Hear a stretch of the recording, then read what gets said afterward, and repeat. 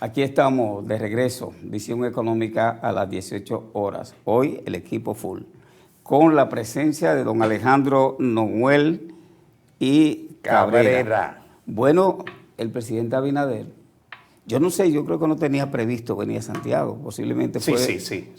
Bueno, recuérdense que cuando... Sí, pero por el desfile. Por el desfile. No es por el desfile, iba a otra cosa.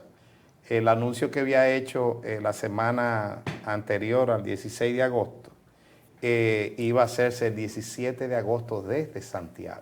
Exactamente. Sí, pero se adelantó. Bueno, porque le tenían un asunto. Óigame, esto es, ¿cómo le llaman?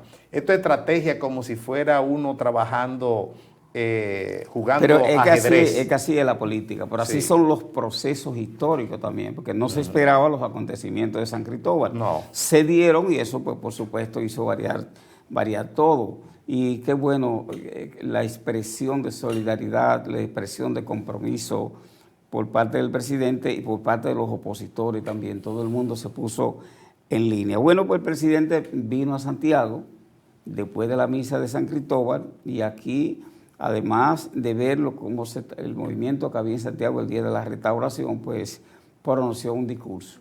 Y en ese discurso el presidente, yo digo que fue una miniatura de lo que diría desde Cabo Rojo, ¿verdad? Sí.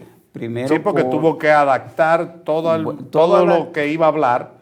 No podía hablar de Cabo Rojo ni de Pedernales. Lo cierto fue que a tiempo rearticularon el discurso y el presidente fue un buen discurso en el sentido de no en cualquier momento. Había anunciado que iba a intentar la reelección, aunque lo dijo fuera del país, eso tuvo una connotación previo al 16 de agosto. Entonces el presidente se refirió a todo lo que tiene que ver con la economía, el problema de la inflación importada y la inflación nativa.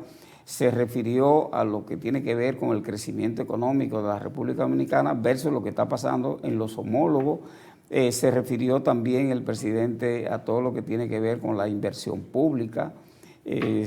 También habló del sector eléctrico, que es un sector bastante complicado para la coyuntura político-electoral. Yo pienso que el presidente Abinader tiene que concentrar un equipo pesado a darle acompañamiento a los gerentes del sector eléctrico, tanto en la generación como en la distribución y cobro, porque es un sector que ahora mismo presenta unos déficits. Se refirió a los índices, los indicadores de la seguridad ciudadana, que según las muertes han bajado, la violencia ha bajado, todo eso, y ojalá eso se mantenga y ojalá pueda ser consistente, ¿verdad? Todavía la gente no lo percibe, pero bueno, si el presidente tiene esos números, tiene que decirlo, porque... No, y los números ahora, anteriormente, todos los delitos menores y todo eso, y todas esas cosas... Sí, manejó los datos de cómo la cosa no se llevaban. Pero mire, Alejandro, dos cosas últimas de lo que yo oí del presidente. Yo lo estaba oyendo desde mi casa, bastante cerca vivo, entonces digo, bueno, mejor oírlo de mi casa porque estoy casi adentro. Era lo que tiene que ver, en primer lugar, con los malos manejos del sector eléctrico históricamente en la República Dominicana y que incluso hay procesos abiertos y en seguimiento para las tecnologías, los equipos de la supuesta modernización y eficientización del sector eléctrico que no aparecen a buscar dónde que están. Así mismo lo dijo. Y también terminó su discurso con un elemento que a mí nunca me ha faltado que tiene que ver con la construcción de la esperanza y mantener la esperanza, porque este pueblo ha vencido diferentes dificultades, diferentes momentos, y el presidente llama a tener esperanza. Supongo yo entonces que está hablando de que tenga la esperanza de que los cambios que él ha podido introducir van a ser robustecidos y profundizados en el caso de que salga reelecto en la presidencia de la República en las elecciones de mayo del 2022. Recuérdense que yo soy economista, profesor universitario, y mis análisis van en función de lo que yo pienso, creo, no que nadie me diga a mí qué es lo que tengo que decir. Sí, tenemos que hacer notar de que mediante decreto se creó la base aérea en Barahona como el nombre Comando Sur. Comando Sur. Qué coincidencia, ¿eh? Qué coincidencia, el Comando Sur con sede en Barahona. Mucha gente... El funesto Comando Sur. Comando Sur de los Estados Unidos. No, yo no dije eso, fue usted que lo dijo. Sí. Pero le puedo decir algo. Mucha gente dijo que por qué el gobierno no cogió el aeropuerto de Barahona. Lo que pasa es que el aeropuerto de Barahona, el María Montés, está, como le digo, que está previsto entre los 8 aeropuertos que tiene la concesionaria de los aeropuertos aquí en República Dominicana. Por lo tanto, si cogían eso y nada más hacían los hangares y cosas de esas, entonces al convertirse en una base aérea, es que son dos cosas distintas. Son cosas distintas. Son cosas distintas. Mira, ya estaban diciendo que por qué había que declarar de utilidad pública otro espacio si tenían ese espacio ahí que no se estaba utilizando. Eso es parte de la politización de los procesos y de las necesidades.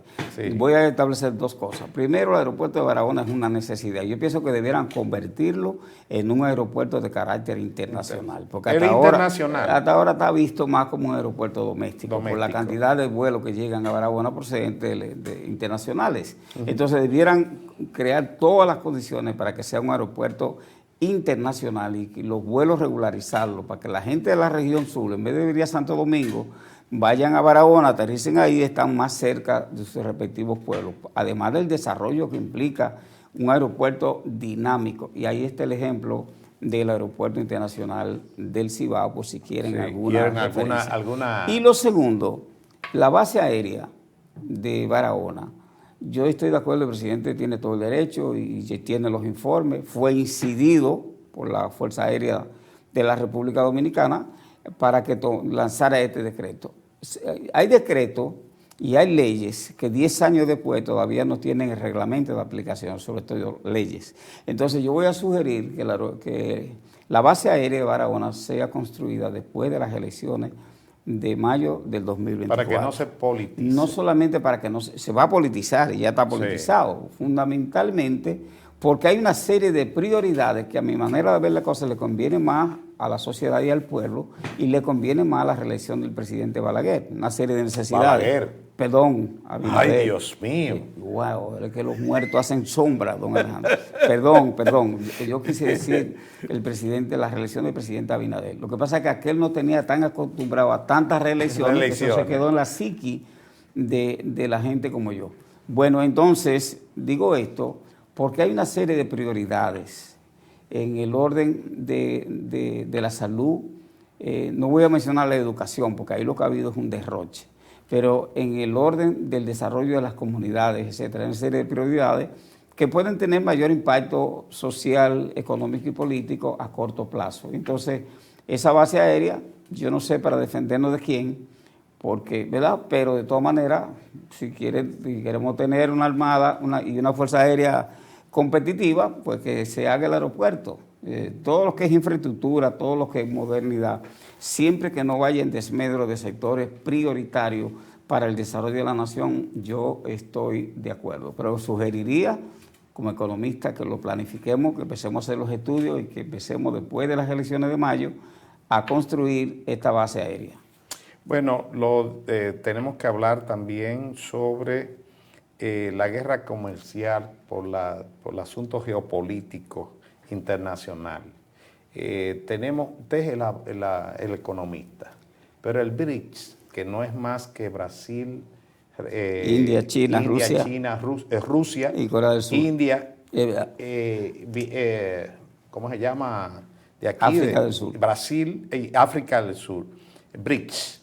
Alejandro. Este es un asunto de que la gente no está pendiente de que el dólar va a pasar a un segundo plano si toda esta gente ponen en funcionamiento su economía a través de sus monedas.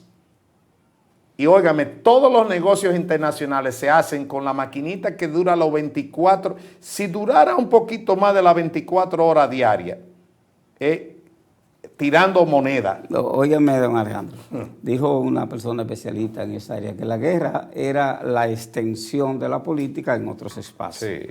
Y entonces ahora la política y los negocios son la extensión de la política en diferentes escenarios. En 1995 escribió, iba a traer ese libro para mostrárselo y se lo recomiendo que lo busquen. Lester Thorne, un profesor de la Universidad, del Instituto Tecnológico de Massachusetts, del MIC. Escribió el libro La guerra del siglo XXI, la guerra comercial. Desde que yo leí ese texto, me di cuenta perfectamente, y el texto estuvo referido al cambio que hubo con el derrumbe del muro de Berlín y el derrumbe de la otrora Unión de Repúblicas Socialistas Soviéticas y el nuevo contexto, que ya no iba a ser un problema de enfrentamiento bélico, sino que lo bélico iba a estar respaldando a lo comercial. Es decir, como amagando, pero sin dar, necesariamente sin dar. Y que si ahí iban a dar, iban a hacer cocotazos a los pequeños países que no tenían poderes ni económicos ni militares. Pues mira, al día de hoy está demostrado la tesis de Lester Thorne, en el sentido de que la guerra del siglo XXI es la guerra comercial. Y cuando él decía esto, yo mismo llegué a pensar, y entonces todos esos aprestos militares, todos estos conflictos bélicos que se están gestando, entonces, pero ahora lo entiendo perfectamente, porque es una guerra de movimiento por el control del mercado. Y la creación del BRICS, como usted lo señala, don Alejandro, y todo lo que implica la guerra de la OTAN, no de Estados Unidos, la OTAN, contra Rusia a través de Ucrania, uno entiende perfectamente. Y la guerra de los precios de los commodities, la materia prima, es parte de esa guerra comercial. Bueno, creo que vamos a unos mensajes comerciales y volvemos en breve, amigos televidentes.